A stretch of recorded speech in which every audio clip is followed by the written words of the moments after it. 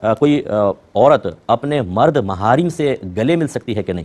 جیسے عید وغیرہ ہوتی ہے اس کے اوپر، جیسے والد صاحب ہیں، بھائی ہیں، سگے ماموں ہیں، چچا ہیں، تایا ہیں، ان سے دیکھیں جب بچی بڑی ہو جاتی ہے تو خود باپ کو بھی اجازت نہیں ہوتی ہے کہ وہ جیسے مردوں کی طرح سینے سے لگاتے ہیں اس طرح بچیوں کے ساتھ گلے ملیں، بہت احتیاط کرنی چاہیے۔ ہاں ایک ہمارے ہاں رواج ہے کہ جیسے بچیاں تھوڑی قریب آئیں تو تھوڑا سا یوں ہاتھ رکھا، والد صاحب نے سر پہ ہاتھ رکھ دیا، تھوڑا سا وہ کندھا ٹچ کرتی ہیں تھوڑا سینے کے ساتھ، یہ چل جائے گا، اس میں کوئی اتنا مسئلہ نہیں ہے۔